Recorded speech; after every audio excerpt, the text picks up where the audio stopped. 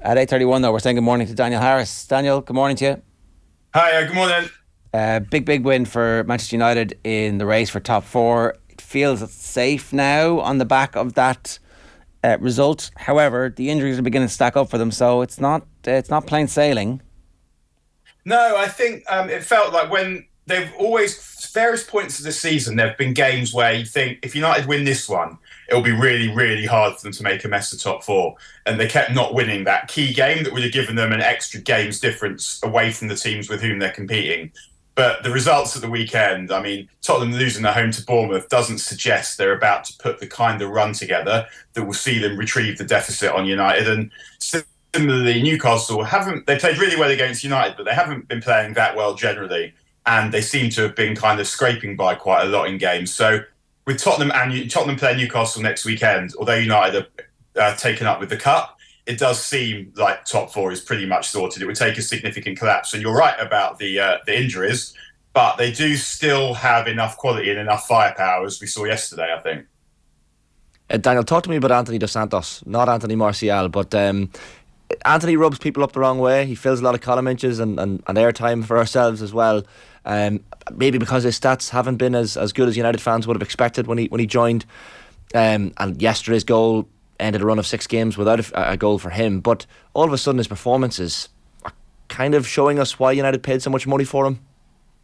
Yeah, I think we spoke about this when I was on the week before last. I think that the thing about Antony is that he was bought because they think he's going to be a brilliant player. He's already quite good, but I think it's more about the player that you can see he's going to become.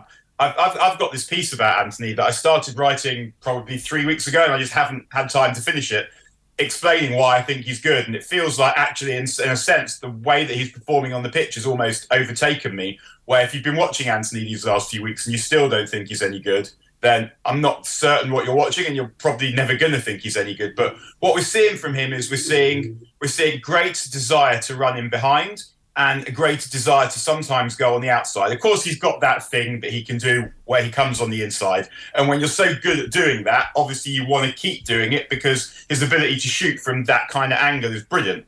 But what you have to do is the defender has to fear that you might be able to do something slightly different. And at the beginning of the season, when it was put to Ten Hag that he doesn't like to run in behind, Ten Hag said he can do it. He's got the speed to do it. And we saw that quite a lot against Everton last weekend. But in any event, what you see with Antony is he gives the team balance. So, and I think Ten Hag said this as well, that he's playing in a winning team. So that tells you that he's contributing something. And what he has is he has the bravery to always take the ball, and he doesn't care if he's going to get kicked, and he's got attitude as well. And that gives the defenders a break. Even if he doesn't necessarily create anything, he has an ability to hold the ball, to keep possession, to win free kicks. And I think one of the things about Antony is we shouldn't just look at the way that he performs in this particular iteration of United's team, but think about how Ten Hag is going to want the team to play next season and the season after. And Antony's style fits in really well with that as they move from becoming a team that's really good in transition, as they were under Ole, really good on the counter, to being a team that's looking to dominate games, as we saw yesterday, as we saw against Everton, as we saw for some of the game against Sevilla, where he also played quite well. What's the formation and where does he play in that? So when they're controlling games, how does the team line up, say, next season or the season after? Let's ignore the personnel for the minute, but what's his preferred formation, do you think? And where does Antony fit into that? Well, I think he's sort of moved. He started off playing, I think, the formation he wanted to play at the beginning of the season, which was in midfield with a 6 and 2 eights. And it sort of didn't work quite that well. The defence wasn't settled enough. The team didn't quite understand what he wanted them to do. They didn't have a lot of confidence either. So in the end, it then sort of changed from a 6 and 2 eights to 2 sixes and a 10. And that is already more of a transition-based team because you're trying to be solid and then spring. But what they are now is they're more back to a 6 and 2 eights, Casemiro and then Bruno and Christian Eriksen. Bruno's playing a bit deeper and they're looking to control possession. And one of the ways you control possession is you invert at least one of your fullbacks, and we saw that yesterday. And you also have a winger that can come inside, and you're almost creating that box midfield or just creating overloads in the middle of the pitch that then enables you to isolate your opponent's defenders on the in wide areas, as they have to kind of funnel players inside as well, stop you walking through them in that area. So the advantage of Antony is that he's a left footer playing on the right wing. There generally aren't that many of those around. but it means that he's able to come in field, get involved in the play. And as Aaron Wan-Bissaka is growing in confidence, he's actually able to help him, whether with overlaps or with underlaps. And that's given United numerical superiority out wide and in midfield. And I think that the reason they pushed the boat out to sign Antony was, one, you've got to assume that Ten Hag was certain, because he knew that you go and spend 90 million quid on this player and he turns out to be rubbish. You know that the only reason you're signing him is because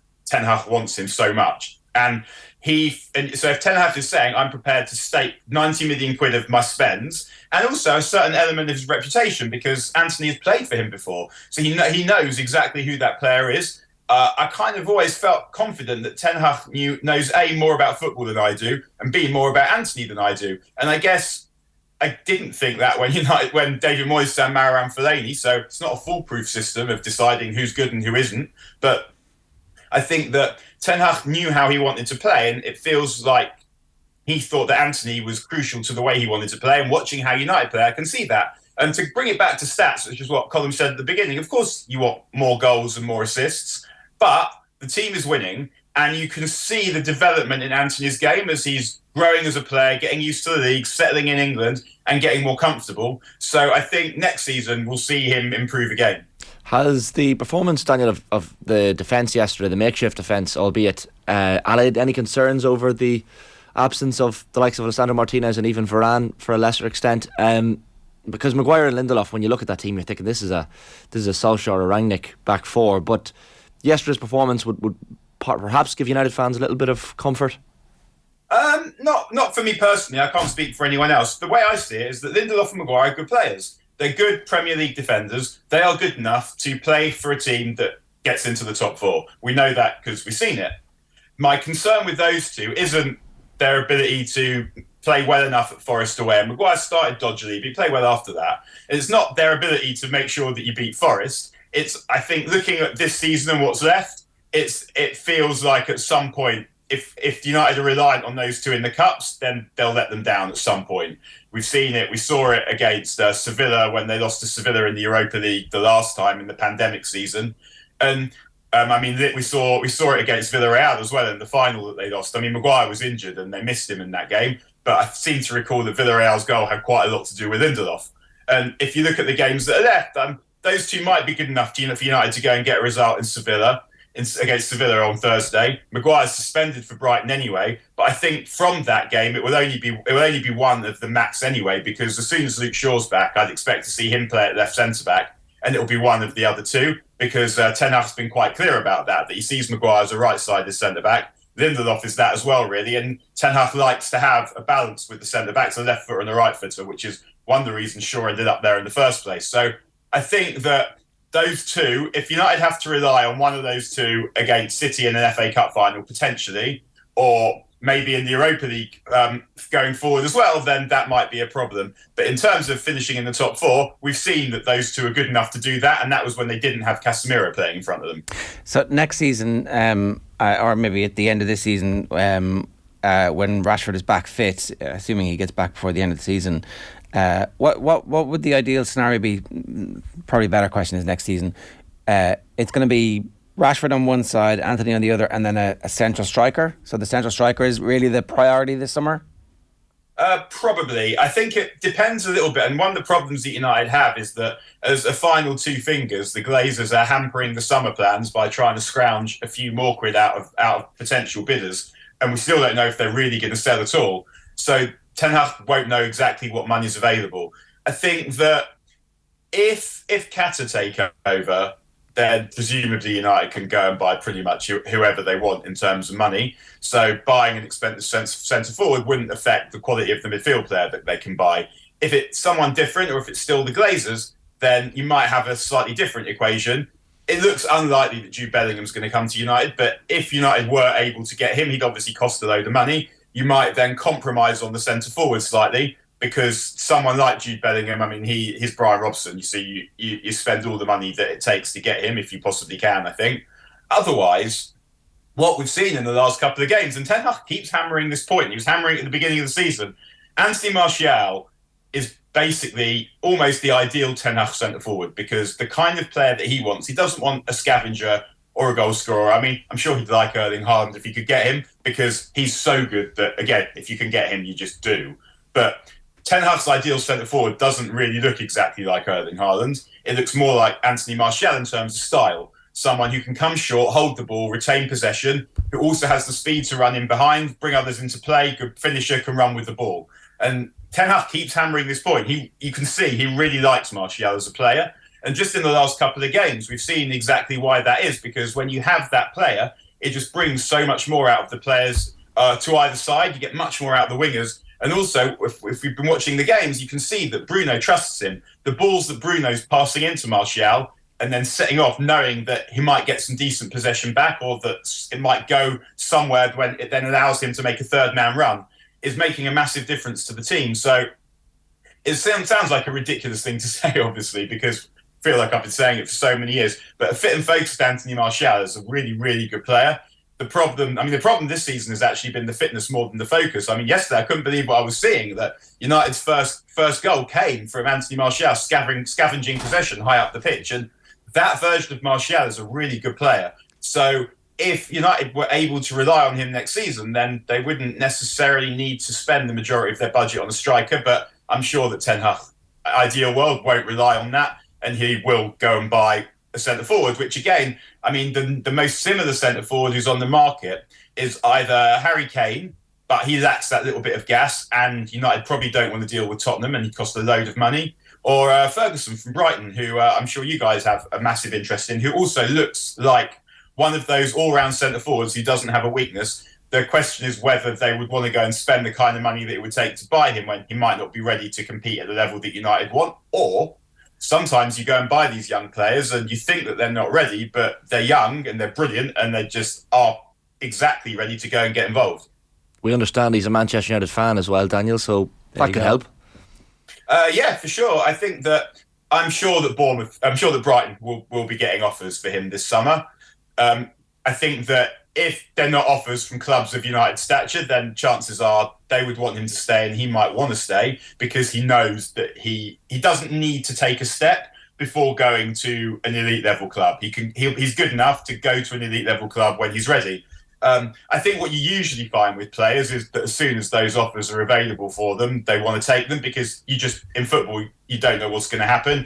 You might get injured, you might lose form, and those moves might not be available to you again. And sometimes they go wrong, like, say, Graham Potter going to Chelsea, which didn't necessarily feel like the right fit, but you can see why he took it, because who knows when that offer's going to come again. Or when Wayne Rooney went to Man United, when he'd done a little bit more than Ferguson had at that age, obviously, but he just took that offer. I remember reading an article from, I think it was David Pleat, who's forgotten more about football than I will ever know, who was saying that Gareth Bale should have stayed at Tottenham another year because he wasn't quite ready for that level. And Gareth Bale then goes and wins the European Cup. And with elite level talents, usually you find that when you chuck them into a pool of brilliant players, they manage to swim, they manage to find their way. So the other kind of signing is Victor Osimhen. And I think if I was Ten Hag, I would be more thinking along the lines of United can afford to leave Harry Kane at Tottenham. If Harry Kane stays at Tottenham are not going to be competing with United for league titles and Champions Leagues, which is where United want to be. He's been there all this time. Tottenham haven't won the league. They haven't won the Champions League. They haven't got that close to winning the league. Obviously got to a Champions League final, but they've almost got close to winning the league a couple of times. So Harry Kane, as far as United are concerned, is kind of safe at Tottenham. Can I just ask you, Daniel? Sorry, go on. Yeah. Sorry, if Victor Osimhen goes to another Premier League club, that is not something that you would particularly want, I don't think. You mentioned Bruno Fernandes there a moment ago, Daniel. We had Kenny Cunningham on commentary for us in this match yesterday, and he was full of praise for Bruno Fernandes after the match. Said it's as good as he's seen him playing in quite some time. Back to his best in many ways. Like he's playing with a little bit of consistency now, I guess, is Bruno Fernandes. He's always been consistent. Bruno Fernandes is the only player, apart from Lionel Messi, since he signed for United, who's got 50 goals and 50 assists. The only player in world football who's done that in that time. He won Man of the Match yesterday. I think he's won 33 Player of the Match awards since he joined United. That's one every 3 games. If that's not consistency, I don't know what is. I agree that he's gone up a level this season, but I think that's as much to do with the team as it is to do with him. That when he played in Ole's team, who are primarily a counter-attacking team, it was basically on him to make goals happen. But I always thought that he had the football brain to play a bit deeper because he's got the long passing and he's just got the football intelligence. He sees things faster than other people, and he has the ability to change what he's going to do in a split second as the ball's on his way to him. And what we're seeing now is he's just playing in a better team with better players, and so he's playing better. The thing with him is also that he's always fit. I think he's missed one game in his entire career with injury or one game with illness. That's it. And someone you can rely on to always be available and to still pulling it in. Like yesterday, he covered more distance than anyone else on the pitch. And I don't think I agree with Kenny in that he wasn't just good yesterday. He was good in midweek. He was good last week. He's been good almost all season. And as his role has changed, he played as a number 6 against Everton, and he bossed the game from there. And I heard him give an interview on United's official club podcast, which is really good, where he says that he thinks when he gets a bit older, that's the position that he can play. And watching him play, you can see that he should be capable of doing that. And he's not someone I would ever criticise for inconsistency. I might criticise him for he could still have done a little bit more in the very biggest games. But when someone's consistently being good in almost all the other games, you would allow them that one. We've got to wrap it there. Daniel, good stuff. Thanks a million for joining us. Cheers. See you again. Bye, everyone. Ta-ra. Daniel Harris this morning at